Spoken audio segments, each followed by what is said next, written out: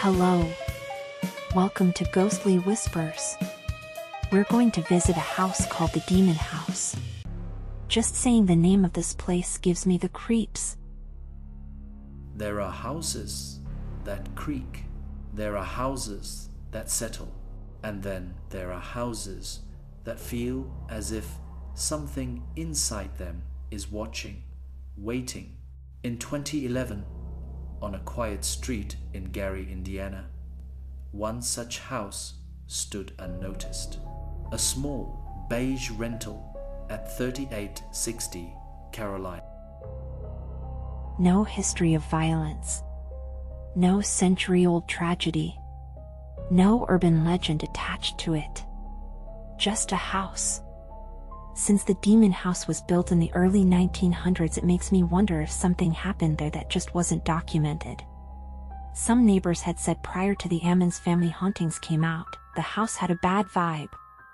It only surfaced though after the story became public. Was something awakened, or did something follow them there? Until a family moved in and everything changed. This is the story of the Demon House. A house that didn't feel empty. It was November 2011. Latoya Ammons and her 3 children stepped into the house, believing it was a new beginning. Fresh walls, new rooms, a chance to reset their lives. But from the first nights, something felt wrong. Not dramatic. Not explosive. Just heavy. A presence in the quiet. Footsteps in the basement when no one was downstairs. The faint sound of someone pacing when the house was still. You know that feeling when silence doesn't feel empty. It feels occupied. The first visible sign came in winter. In winter, large black flies began swarming the front porch and clustering around the windows. It was December in Indiana. Temperatures were below freezing. Exterminators were called. They sprayed. They sealed. The flies returned again and again, almost as if something inside the house was rotting. The presence of flies at the Demon House is attributed to their association with evil and negativity. In different cultures, flies are seen as symbols of temptation, sin, and demons. Yuck. I know how I see them. I don't like them. It's really interesting though that the biblical narration of swarms of flies in Egypt during Pharaoh's time adds to the symbolic significance, as they are portrayed as instruments of divine judgment. In any case, I believe they are an indication of something foul, and in this case they are attracted to something in the Demon House. Would you agree? Though nothing was found, the children complained first. They said a dark figure stood in their doorway at night, tall, shadowed, watching. Latoya dismissed it as imagination until the voices started. Low growls from her 9-year-old son. Whispers in rooms where no one else stood. One night, the grandmother claimed she witnessed her granddaughter levitate over her bed. Rising slowly, unnaturally, as if lifted. When she fell, she hit the mattress hard enough to shake the frame. Prayers filled the house after that. But the activity didn't stop. It responded. The children began waking with unexplained marks, bruises, scratches, not in places easily reached. Latoya said it felt as if something was provoking them, feeding on fear, and fear was growing. The home no longer felt like shelter. It felt claimed. By early 2012, authorities had been called multiple times. One officer later stated that while inside the house, his radio began malfunctioning, heavy static cutting in and out. Another documented unusual photos taken near the staircase. In one image, what appeared to be a shadowed shape stood near the basement steps. Police reports were filed. This was no longer contained within the family. The state had stepped through the front door. Then came the moment that would define the case. School officials became concerned about the children's behavior. A meeting was arranged at a local hospital with medical staff and a case manager from Indiana's Department of Child Services. During the meeting, witnesses reported that the 9-year-old boy began growling. His eyes rolled back. His body stiffened. And then, according to signed statements, he walked backward up a wall. Hands and feet pressed against the surface. Defying gravity, he flipped over and landed on his feet. Nurses screamed. The DCS case manager later documented the event in official records. It was written down, stamped, filed. The children were temporarily removed from the home.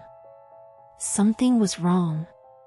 Whether supernatural or psychological, it was undeniable. Desperate, Latoya sought help from the Catholic Church. Father Michael Marginal began his own investigation.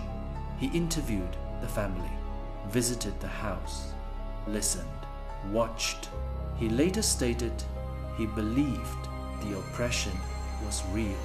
The Diocese of Gary approved a formal exorcism, a process that requires extensive review and skepticism before authorization.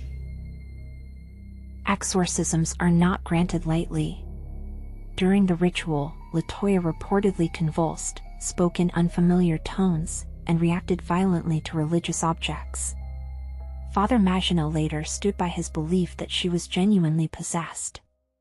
Whether demon or trauma, something had convinced a priest trained in doubt. Years later, paranormal investigator Zach Bagans purchased the house. He documented the story, interviewed the family, examined the evidence.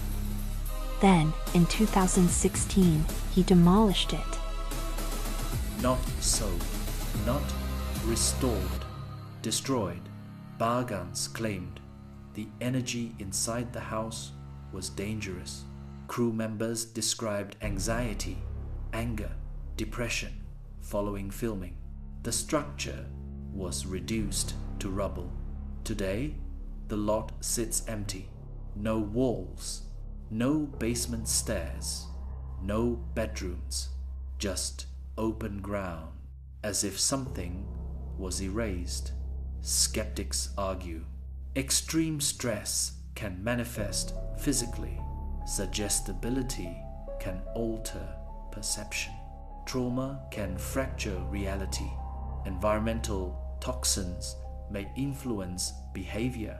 And those arguments matter, because if this wasn't demonic, then it was something equally terrifying.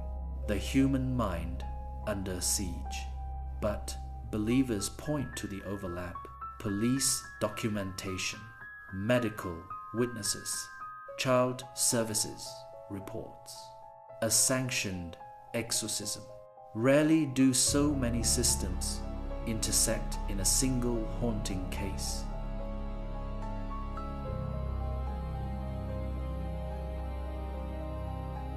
After leaving the house, the reported activity stopped.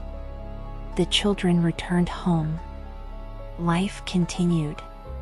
But the story remains, because it forces a question modern society doesn't like asking. What if something exists that we cannot measure, but can still affect us? The demon house was not medieval. It was not folklore passed down through generations. It was 2011. It was documented. And it was demolished. Yet the unease remains. Not because we know what happened, but because we don't. And sometimes, the most ominous thing isn't proof. It's uncertainty. The house is gone, but whatever happened there was witnessed, recorded, and for those who stood inside those walls, it was real. I hope you enjoyed visiting the demon house with me. Spooky, right?